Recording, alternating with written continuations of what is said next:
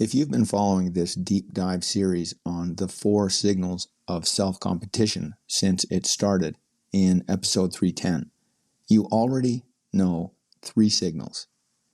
Intensity is choosing harder, adding 5 pounds, taking one more rep to the edge of failure. The signal that says, this is different. Adapt. Volume is staying longer, adding one more set, one more session.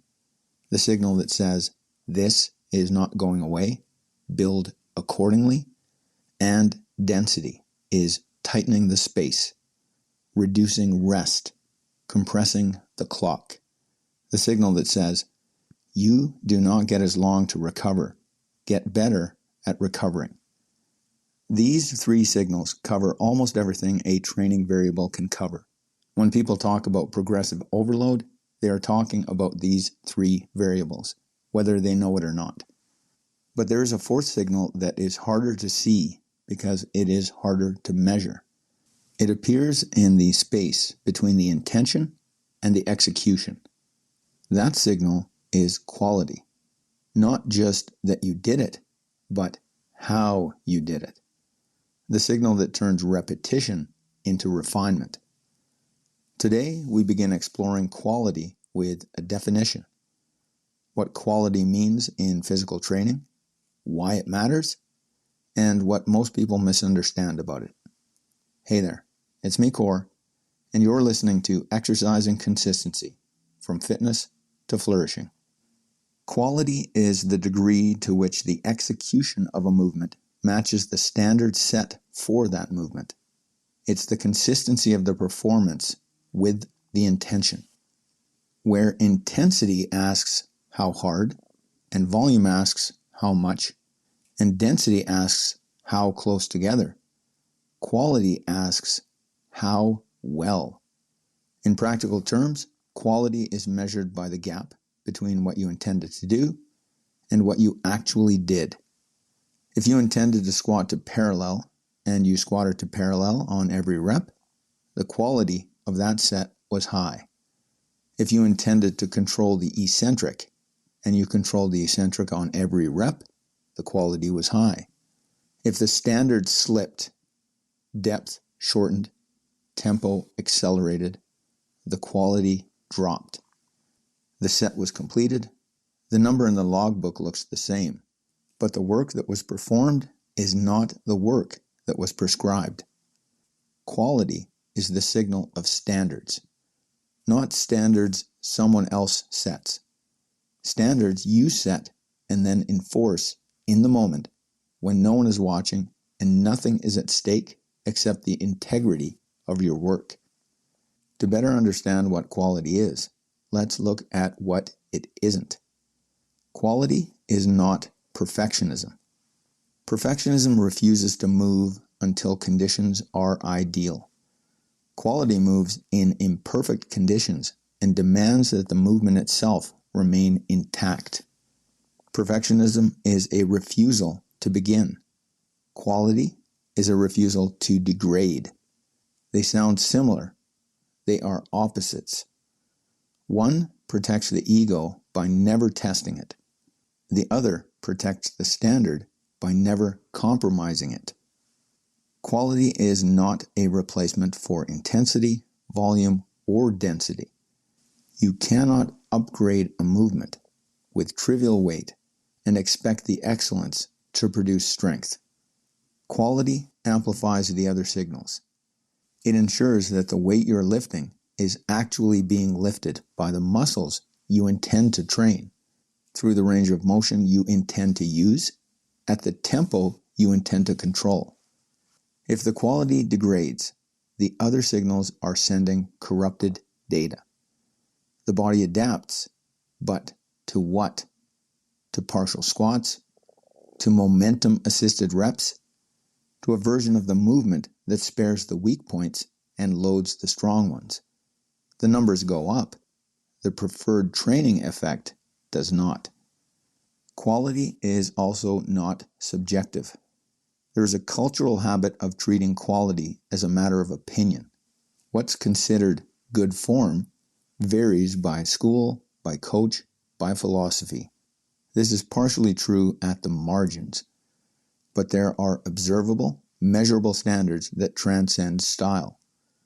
Full range of motion, controlled tempo, a stable bracing are not matters of opinion. These are biomechanical facts about whether the movement is being performed as intended or whether the body is finding ways to offload the demand. Their use, applicability, or timing within a program may be argued, but their effects are quantifiable. This isn't a matter of how the form looks. It's a matter of the movement matching the standard with which you've chosen to be consistent. To review, intensity tells the body, this is different, pay attention, adapt. Volume tells the body, this is not going away, build accordingly. Density tells the body, you do not get as long to recover, get better at recovering. Quality tells the body something more fundamental. This is what I asked for, not something easier that looked similar, not something close enough that I decided to count. Precisely this. The signal is distinct. It's not about producing more force or sustaining more work or recovering faster. It is about consistency, the correspondence between the prescribed demand and the actual stimulus. In physiological terms, quality determines what tissues receive the training effect. A squat performed to full depth trains the quadriceps, the glutes, the adductors, the spinal erectors. There's an entire biomechanical system involved. A squat stopping short trains the quadriceps at partial range and spares the posterior chain. Same exercise, same weight, different stimulus. The difference is invisible to the logbook. It is visible to the results you get from the body. This is why quality is the signal that turns repetition into refinement.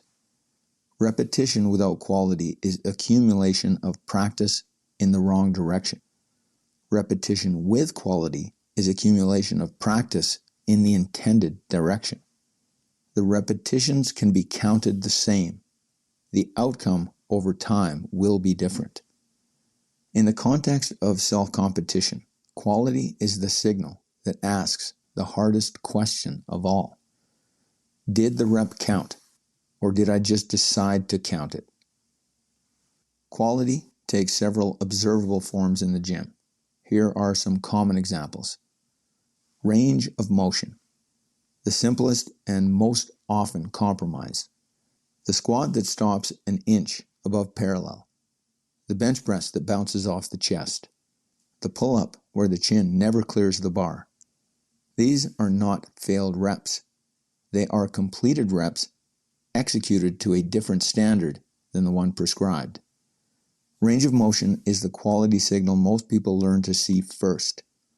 It's also the one they are most willing to negotiate when the weight is heavy or the set is hard. Tempo, how fast the weight moves. A squat performed with a 3-second eccentric, a 1-second pause, and an explosive concentric is a different stimulus than a squat performed with a half-second drop and a bounce. Same exercise, same weight, same range of motion, different quality. Tempo is the variable that distinguishes simply moving weight from training the movement. Moving weight prioritizes getting the weight from A to B. Training movement prioritizes the movement over the load. Bracing, the stability of the trunk during heavy compound lifts, like deadlifts or heavy squats. A rep performed with a braced core loads the spine safely and transfers force efficiently from the limbs to the implement in use. A rep performed with a soft core leaves the spine open to disc herniation, lower back strains, and leaks force. The difference can be invisible to someone watching. It's fully experienced by the person performing the rep if they're paying attention. Control.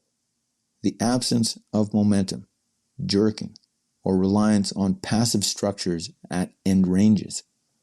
A rep performed with control moves at the speed of the muscle, not the speed of gravity. The eccentric is deliberate. The transition between eccentric and concentric is smooth. Mind-muscle connection. A contentious term, but the principle is sound. Attention directed to the muscles being targeted improves activation and movement patterns. A row where you feel your lats contracting is a different training stimulus than a row where you feel your biceps and traps taking over. Same exercise, same weight, same range of motion, different quality. The variable is the directing of attention. The common thread here is that quality is visible only if you're looking for it. The logbook records weight, sets, reps, rest. It does not normally record depth, tempo, bracing, control, or attention. By focusing on these aspects of your exercise practice, you begin improving the quality of your training. Let's consider some misunderstandings people may hold. The most common misunderstanding is that quality and intensity are at cross purposes. The heavier the resistance, the more the form degrades. This is treated as inevitable rather than instructive. The person who believes this will always sacrifice quality to intensity at the margins. The fifth rep looks worse than the first. The last set looks worse than the opening set. The degradation is accepted as the cost of training hard. This is not a cost. It's a signal. When quality degrades, the training effect changes. The rep that was supposed to train the full range of motion is now training a partial range. The set that was supposed to build strength is now building compensation patterns. The work is still hard. The body is still adapting. The adaptation is in a different direction than intended. A second misunderstanding is that a focus on quality impedes progress, that holding a strict standard means adding less weight, not pushing limits, and not approaching failure. This confuses the standard with the loading. Quality sets the standard. Intensity, volume, and density determine the loading. You can add weight and maintain depth. You can approach failure and keep your form. These are not opposed. They are independent variables that are managed together. A third misunderstanding is the most relevant to self-competition. Many people treat quality as something they will add later. Build the strength first, clean up the form later. Get the numbers up, then refine. This is backward. Quality is not the finishing work, it's the foundation. Every rep performed without quality is a rep that's training a different pattern. Every set that degrades is a set that sends a corrupted signal. You become skilled at what you practice. If you want quality of movement, you must practice that quality. Now, intensity signals willingness to face difficulty. Volume signals willingness to stay. Density signals willingness to return. Quality signals something more personal. Willingness to hold a standard that is important to you. Your standard of personal excellence is your own. There may be aspects that others share, but no one can live up to your standards for you. And the only person who knows whether the rep met the standard is you. The version of you that is tired, breathing hard, and wanting the set to be over has every incentive to count the rep, to accept close enough, to lower the standard to match the performance rather than holding the performance to the standard. The person who practices quality holds the standard even when, especially when, the standard costs something. When the rep was close, but not close enough, they do not count it. When the set degraded, they do not log it as prescribed. The logbook does not reward this choice. No one applauds the rep that was not counted. But the choice sends a signal to the self that it matters to you. The discipline is a return to the standard. The standard is a description of what the work should look like when it's performed as intended. Every rep is an occasion to return to that description or to negotiate with it. Quality is the signal that refuses to negotiate. This is the correct relationship with reality. The honesty to admit that a rep that did not meet the standard is not a rep, regardless of whether anyone else would have counted it. The honesty to separate what happened from what you wished had happened. The body is an honest teacher, but it needs an honest student. Quality is the student's half of the bargain. Knowing what quality is does not tell you how to enforce it without turning every session into a critique. The mistake most people make is becoming their own worst judge, treating every deviation from perfect form as a moral failure, rather than data about where the work needs attention. In the next episode, we look at how to apply quality intelligently in training. We do this by deciding what matters, defining the standard before the set begins, and learning the difference between a rep that failed and a rep you failed to make non-negotiable. Until then, record yourself doing a set, not to post it, to see yourself in action. Watch the reps you did. Were they deep enough? Were they as controlled as you thought? The gap between what you felt and what the camera shows is the gap you will use quality to close. If you're ready to upgrade the quality of your consistency in your life, join the ACT Score Challenge. Come practice the precise daily reps that turn follow-through into a lifestyle. That's it for today. Catch you next time.